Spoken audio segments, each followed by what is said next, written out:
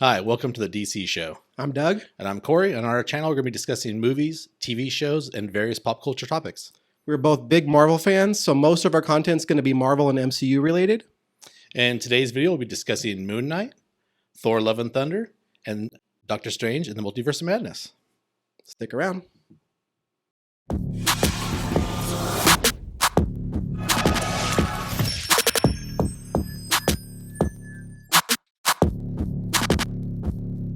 For our first segment, we'll be talking about Moon Knight.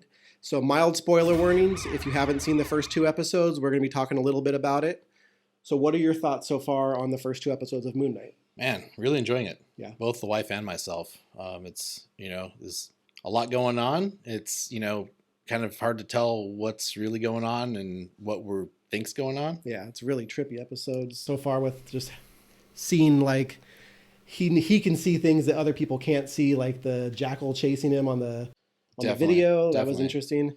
And then they had there's a kind of a cool little thing that they had. There was a QR code that if you're not really familiar with Moon Knight, you can scan that QR code. It's the same in episode 1 and 2, but each episode so far, they updated it with a newer comic book of Werewolf by Night. Yeah, it's pretty cool. And then, not to get too off topic, but there is a rumor about having a Werewolf by Night Halloween special. Nice. Coming up later on this year. Yep. It should be fun. Yeah. So Moon Knight's in it.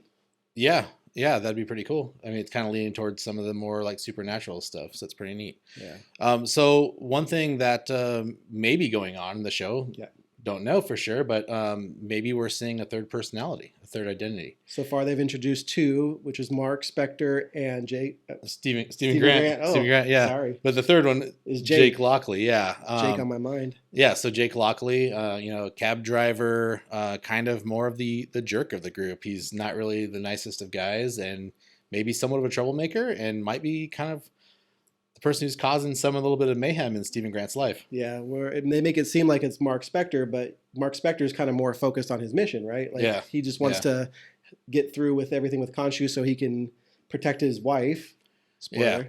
Yeah. I mean, that's exactly. I mean, him being married and being concerned about keeping his wife kind of out of it and not getting involved tells me he wouldn't have been the one to ask out the girl in the museum. Yeah, probably not. I think that's, Jake Lockley or whatever that third identity is. Definitely not Steven. He didn't remember. Yeah, Steven didn't remember. And the fact that the date was for a steakhouse and Stephen Grant's a vegan, that sounds like a kind of a funny, cruel joke that I say funny and then cruel at the same time. I guess I'm a little bit cruel in some ways, but I do find that kind of humorous. Steak time. Oh, it's so sad. So sad. Yeah. So what do you think is really going on though? Do you think it's all like legit what's happening, or you think there's more twists and turns to come with the show as we progress in the season? Yeah, I think like you were telling me an article you read from the director that a lot of what we're seeing maybe isn't what we expect or what we think. So I think there's a good chance that we're going to really get things kind of flipped on their head, things that we think are real aren't maybe, or just we're seeing the way Stephen Grant's perceiving them. Yeah. And maybe that's really not how things are going down. My prediction for this third episode is that they're going to introduce that other personality, which most likely is going to be Jake Lockley. And then I think it's going to start leading up to showing how he got his powers and kind of the backstory a little bit. And then it's going to get really crazy by episode 4. Yeah. And I mean, we learned a lot about Arthur Harrow, I believe is Ethan Hawke's character's name. Stuff that I didn't expect. I mean, him being the previous Avatar. And he obviously, I mean, I believe it. He knew a lot about him. He knew probably what exactly he was saying and where he was, what he was doing. So it's pretty interesting. Yeah. And the Ahmet, I think it is, the crocodile alligator. Yeah.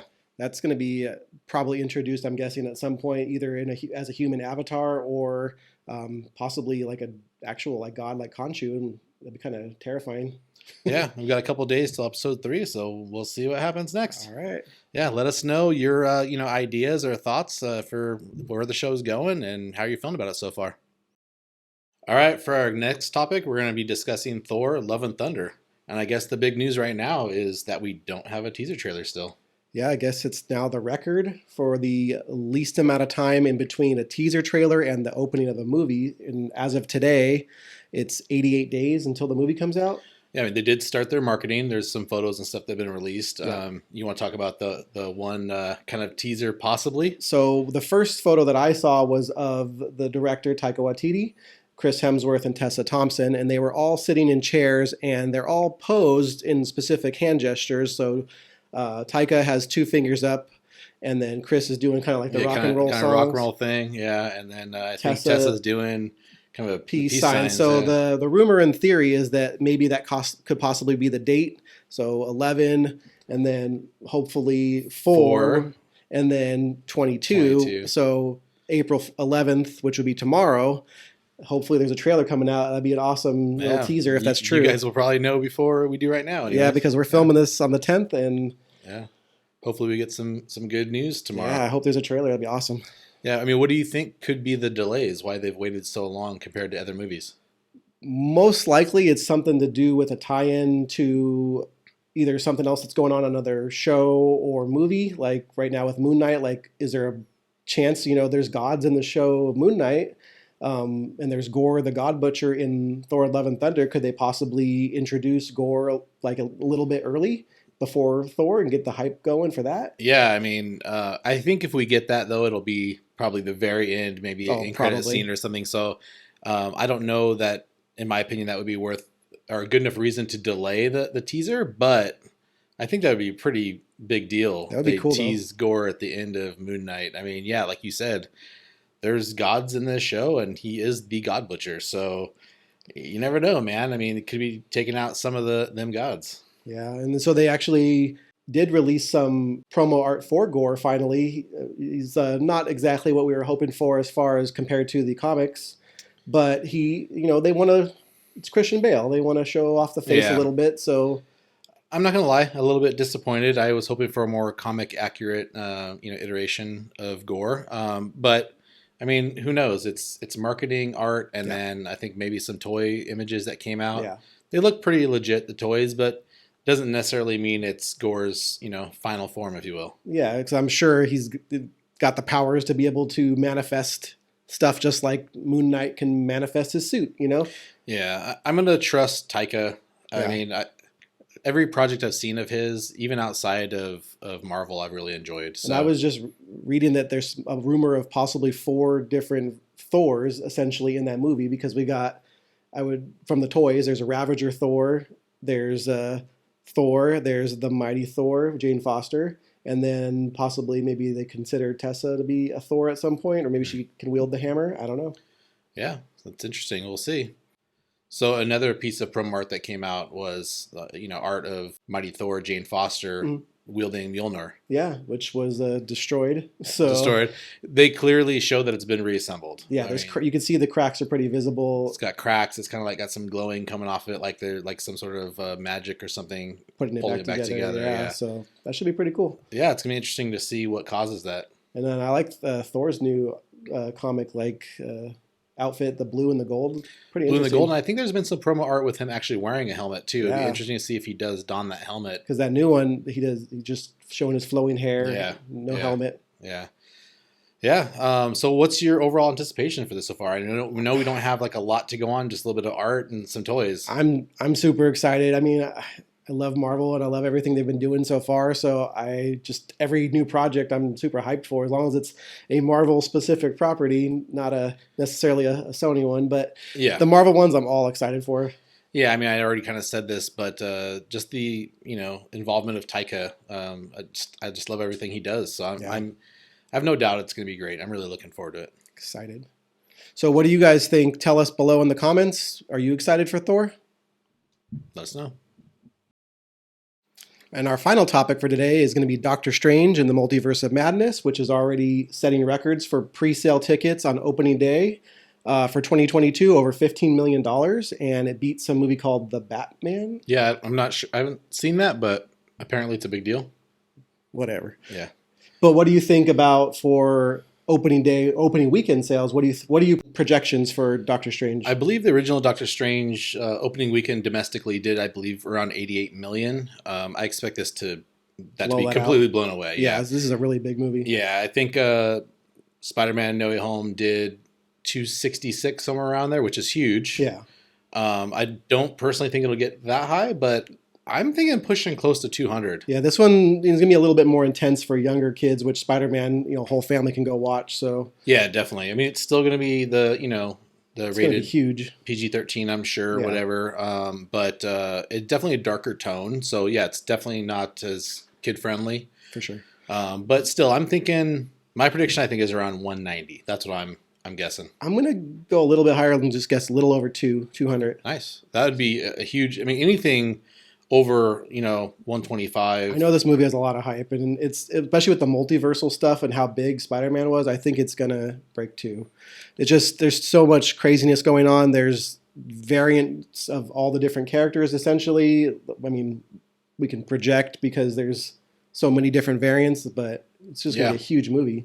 Yeah, definitely. And kind of the way they're making things look in the trailer, the big bad might be Wanda. Maybe, at least that's how they're making it seem. But with the trailers and how they do the breakdowns of everything, that I don't think she's going to be the big bad. I think they're going to battle for sure. Yeah. So you think it's a misdirect possibly? Probably, yeah. It's either going to be like the evil Strange or I don't know. Who do you think's pulling the strings? I mean, I think the evil Strange and Wanda are both too obvious to me. Yeah. I think it's going to be someone behind the scenes pulling the strings. Maybe a Nightmare. Maybe Nightmare. Maybe. Definitely not Mephisto. No. But maybe Nightmare. They've said Nightmare like so many times in the trailers and different shows. Too much on the nose? Well, I don't know. Maybe. I mean, if you put those all together, like I think I saw someone on a video put them all together, them saying the word Nightmare over and over. And it's kind of funny because that it would be too on the nose. It is funny that Wanda's accent is kind of picks and chooses when it jumps in. Yeah, picks and chooses. Yeah, you never know. Yeah, so with all the craziness going on in this movie, where do you think it's going to leave the MCU and the multiverse? I don't think it's going to be closed. I don't think that this is the last multiversal movie that they're going to have. This is going to be probably the biggest one. I mean, it's called the Multiverse of Madness for a reason.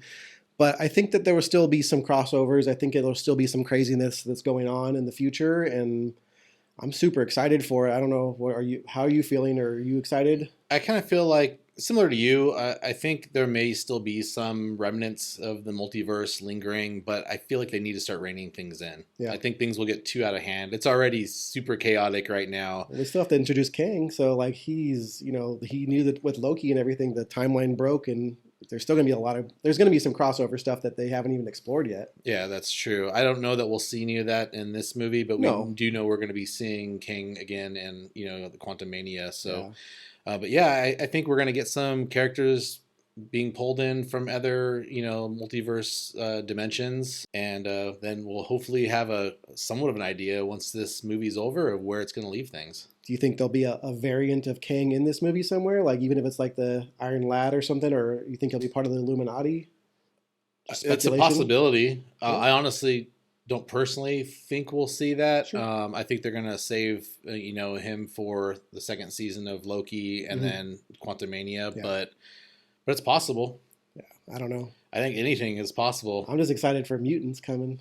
Yeah, I mean, obviously we got Charles Xavier straight up shown in the trailer and his voice, and he confirmed it was his voice, so we know for sure we're getting one mutant at least. So yeah, but we know they're coming, so that's. Can't wait to talk about that with you. Yeah, so there's a whole lot going on. Let us know what you think. Yeah, could get Colossus. Oh, no, it's not a mutant. Sorry. Oh, he's still cool. Don't worry. No, but let us know your thoughts and opinions of where the multiverse is going to be at the end of this movie. All right, thanks for stopping by and checking out the DC show. Be sure to leave any suggestions for future topics in the comments below. Be sure to like and subscribe and have a marvelous day. Like and subscribe, nerd babies. And have a marvelous day. Baby. Like and subscribe and have a marvelous day.